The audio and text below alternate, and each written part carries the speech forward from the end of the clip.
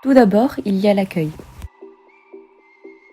Nous allons les accueillir près de l'entrée de STAPS à l'accueil afin de se désinfecter les mains avec du gel hydroalcoolique et de faire ample connaissance. Lorsqu'ils seront tous arrivés, nous les dirigerons vers la zone d'équipement. Arrivés à la zone d'équipement, nous allons faire un jeu pour former deux équipes différentes et distinctes. Ils seront directement mis dans le thème de Koh-Lanta. Ils devront ainsi choisir une main afin de déterminer la couleur de leur équipe. Ensuite, ils pourront tous mettre leur baudrier ensemble en suivant mes instructions. Le baudrier sera placé par terre, au propre et au sec, de manière à ce que l'équipement soit plus facile à mettre. Nous commencerons par la jambe droite, puis par la jambe gauche. Ensuite, nous monterons le baudrier jusqu'à la taille, prenant bien soin de mettre les vêtements en dessous du baudrier et non pas au-dessus.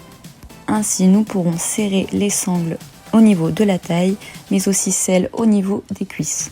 Pour vérifier qu'il soit bien serré, il faut passer les doigts de la main entre le vêtement et le baudrier.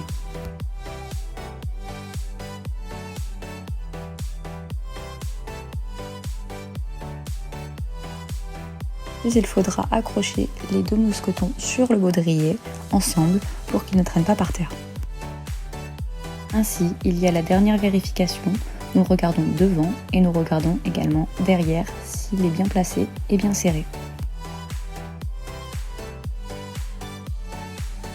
L'échauffement général.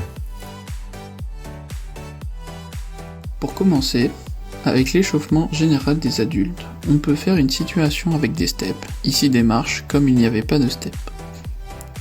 Avant de commencer, on explique bien qu'il ne faut pas poser que la pointe du pied sur le step, mais tout le pied comme si on marchait. Donc la pointe, ensuite le talon pour éviter de glisser. Ensuite, on va réaliser la chorégraphie comme l'intervenant afin de mobiliser les articulations, mais aussi d'activer le système cardiovasculaire.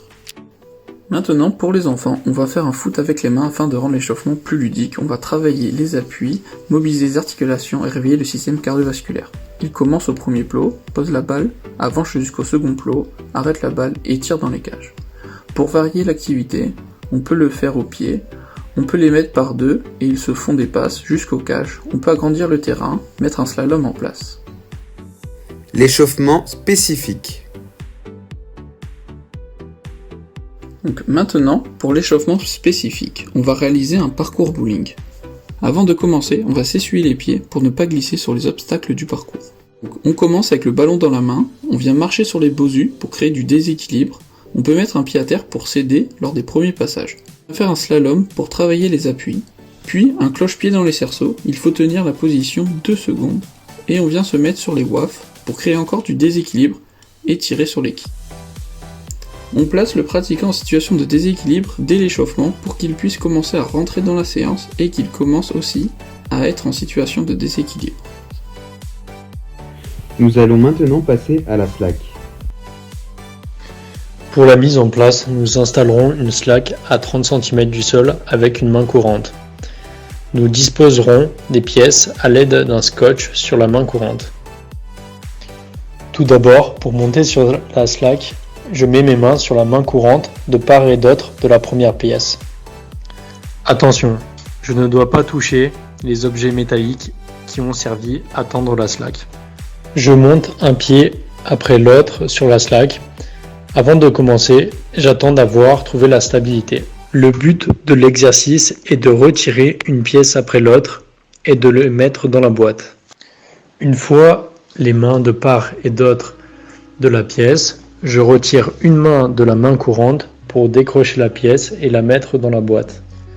Pour ce type d'exercice, un déplacement avec les pieds à la perpendiculaire de la slack sera préconisé. Un pareur peut être rajouté pour accompagner une éventuelle glissade. Il disposera ses mains au niveau de la tête et des hanches du pratiquant.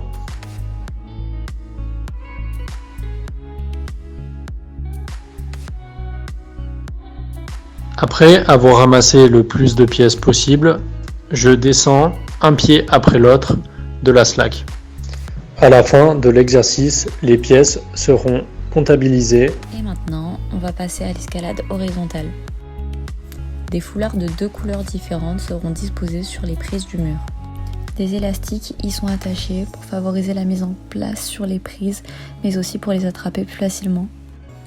Une ligne de délimitation sera dessinée sur le mur pour séparer les deux équipes. Entre chaque atelier et avant de rentrer dans la zone d'escalade, chacun devra se désinfecter les mains avec du gel hydroalcoolique. Les pratiquants seront donc séparés en deux équipes et devront escalader le mur, pas plus haut que les 3,10 m qui est désigné par la ligne en rouge sur le mur. Le mur est donc séparé en deux parties par la ligne dessinée juste avant. La partie gauche sera pour une équipe, par exemple l'équipe noire, et la partie droite sera pour l'autre équipe, par exemple l'équipe rose.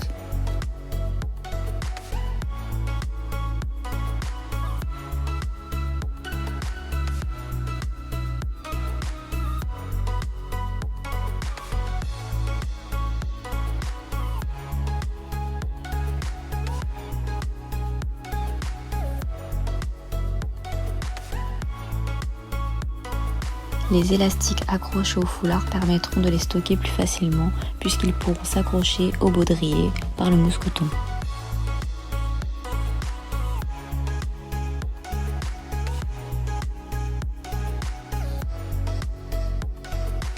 Une prise de départ sera désignée pour chacune des équipes afin de démarrer ensemble de la même façon.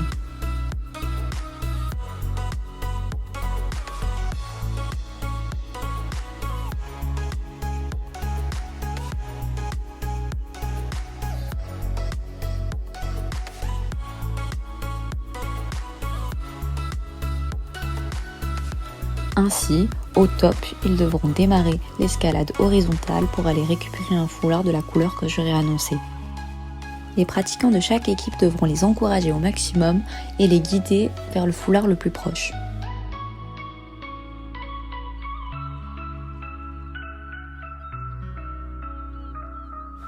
Et l'objectif est de voir la stratégie mise en place avec les prises afin d'atteindre plus facilement et au mieux le foulard annoncé. Il s'agit d'un pratiquant à la fois pour récupérer un unique foulard. Le but étant de récupérer le foulard de la couleur annoncée sans mettre le pied par terre.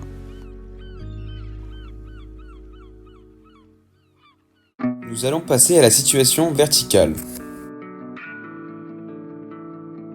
Si cela n'a pas déjà été fait, les pratiquants se désinfecteront les mains. Pour la situation de verticale, il faut s'assurer et être assuré. Pour cela, le pratiquant sous le regard et sous l'aide de l'intervenant va venir faire un nœud de 8 à double brin ainsi qu'un nœud d'arrêt. Le pratiquant ne grimpe pas sans la vérification de l'intervenant. Puis, on passe au système d'assurage. On passe la corde dans le gris-gris en respectant le côté grimpeur et assureur. On place le gris-gris dans le mousqueton et l'on s'assure qu'il soit bien fermé.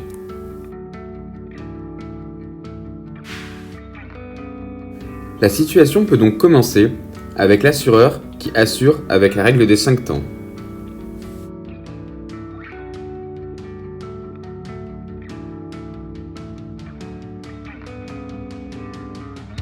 L'objectif du grimpeur est de trouver des petites lettres placées sur les prises afin de former un mot.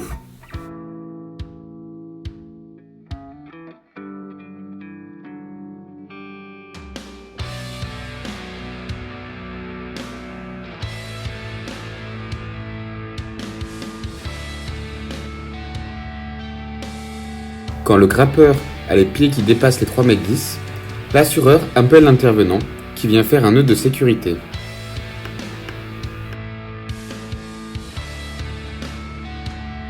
Quand le grimpeur a récupéré toutes les lettres pour constituer le mot, il demande à redescendre. Il se place donc en position de rappel. L'assureur ouvre et ferme la came du gris-gris pour faire descendre le grimpeur. L'assureur ne doit jamais lâcher la corde.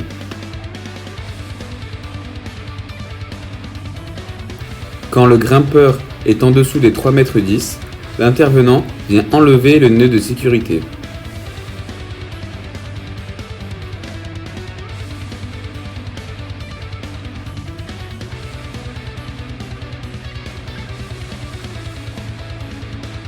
le grimpeur reconstitue ces lettres qu'il a ramassées, qui forment un mot en rapport avec le matériel d'escalade. Nous pouvons aussi utiliser des chiffres qui serviraient de points pour les grimpeurs. Après la fin de la situation, les pratiquants enlèvent leur baudrier. Ils viennent l'accrocher au grillage par le mousqueton.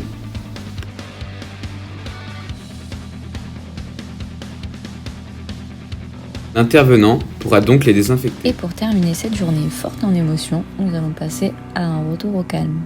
Il durera 2 à 3 minutes au soleil, debout, dans un endroit calme. Pour se détendre, nous ferons des exercices de respiration. Et pour terminer, nous discuterons de la journée que nous venons de passer tous ensemble afin d'en sortir les meilleurs moments. Malheureusement, toute bonne chose a une fin. Il ne faudra pas oublier de se désinfecter les mains avant de partir.